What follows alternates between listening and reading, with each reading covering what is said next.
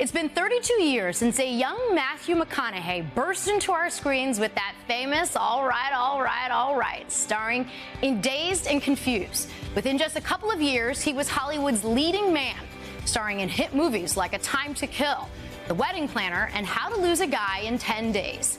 McConaughey later began to focus on heavier roles in True Detective, Interstellar, and Dallas Buyers Club, the film that earned him an Academy Award. Now he's out with an intense new movie and his latest best-selling book. Willie got together with Matthew in New York the other day for a Sunday Sitdown. We spend as much time as possible in New York. It's my favorite big city in the world. Yeah. It's always ready. Doggone metabolism speeds up when I'm here. Yes. And creatively, I'm fired, all turned up. Yeah. When I wrote Green Lights, I was out in the desert for the writing of it, but I came here to edit it. Oh, wow. And I always had this idea to go to New York. If you ever wrote a book and finish a book, and finish it here. Incredible. Yeah. There's energy coming out of the sidewalks. Yeah. The trademark Matthew McConaughey energy has been there right from the start. All right, all right, all right. How you doing? In a career that has ranged from romantic comedies. You call my bluff? You bet I am. To Oscar-winning dramas. Screw the FDA. I'm going to be DOA. Now the 55-year-old returns to the big screen for his first leading role in 6 years in the new movie The Lost Bus. We're surrounded. Oh my God. There's nowhere to go. Based on the true story of the 2018 Camp Fire, the largest wildfire in California's history that devastated the town of Paradise. There was a lot of heroes that day. There were a lot of people who didn't plan on being heroes that acted heroically. McConaughey plays one of those heroes, real-life school bus driver Kevin McKay, who, along with a teacher played by America Ferrera, navigated through an inferno and saved a bus full of terrified children.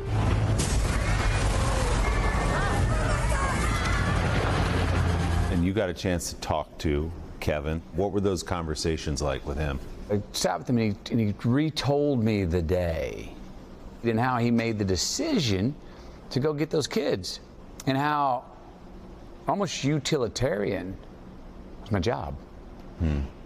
Simple. We were flying in the dark. He didn't know if the next hill he was driving over had worse fires than the ones he was leaving from. The improvisation that he pulled, the fear of the unknown, the sense of what else can I do? Is this it? I just cannot imagine the terror he was feeling, knowing not only his life was at risk, but he's got those 22 kids back there too. Yeah.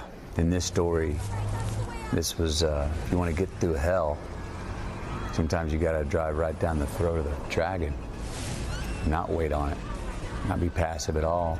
To be on death's doorstep like that, but to look that dragon in the eye and go, we're gonna find out, and we're gonna go out raging and see what happens.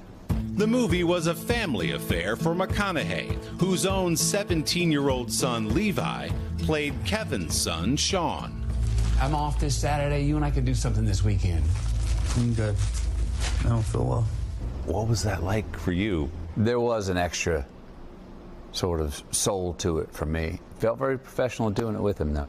And I said, you know, I can help coach you, I can help teach you what I can. I go, but once we show up on the day, I'm not there as a safety net.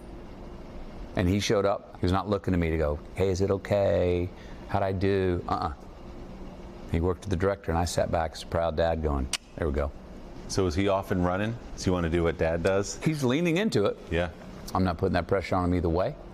But he's off to a great start, and he's in the door. So as far as nepotism goes for me, that's something I always say, you know, don't you ever feel entitled? When he read for this role, I sent it to the casting director. She said, I think it's good enough to send to the director. And I went, pull his last name.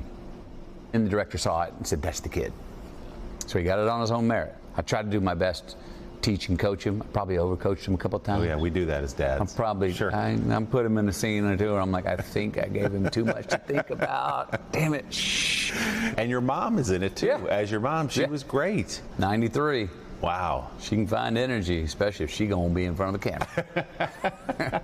To have my mom here and my son here and be in the middle as a bridge with those generations, doing something that became a career for me. That in 1992, I didn't know if it was going to be a weekend hobby. It turned out to be a career. Very cool. In recent years, McConaughey has added best-selling author to that career resume. His 2020 memoir, Green Lights, became a sensation, spending nearly 2 years on the bestseller list. And now he's out with a new book, Poems and Prayers, already a #1 hit itself. I wrote this book because belief was getting in short supply for me. I was starting to look down my nose and get a little cynical, starting to go, maybe this is just how it is. And I said, no, I'm not ready to wave the white flag and let doubt win in me. And I noticed that a lot of people are saying the same thing. We need belief, whether that's in God, whether that's in your kids, your future, your better self, whatever that is. We need more of it. We need to double down on it. We've got political leaders telling us the other side is the enemy. We've got social media algorithms reinforcing our beliefs, all of that. How do you punch through that? The idea of America is about the continual pursuit to never say, it's just how it is. I think it's going to be a punk rock rebellion. It's going to take some rage on the part of believers, whether, again, in God or self or better self or each other, grabbing the mic back. All this raises the question. You've been asked about running for governor. You said, no, I've got kids. Yeah. I want to be there. Do you see some other role for you down the road? Right now, I think this is the best lane, but I'm open to where my voice and understanding can be most useful, where and what I can learn. Maybe I'll find an avenue I don't even know yet. I think we've got a call to action in front of us. I know we can do it. We've got to not concede to go, it's just the way it is, and not let ourselves off the hook either. We got to counsel ourselves and administer ourselves, referee ourselves in kind. And that, if we do it well, pays us back as well as the most amount of people. That's the sweet spot. Matthew's best-selling book, Poems and Prayers, is available wherever you get your books, and The Lost Bus is streaming now on Apple TV+. Our thanks to Gabrielle Kreuter Restaurant in New York for hosting Willie and Matthew. And don't forget to subscribe to the Sunday Sitdown podcast to hear Willie's full extended interview with Matthew McConaughey. There is so much more in there. You can find that conversation wherever you get your podcasts or scan the QR code on your screen.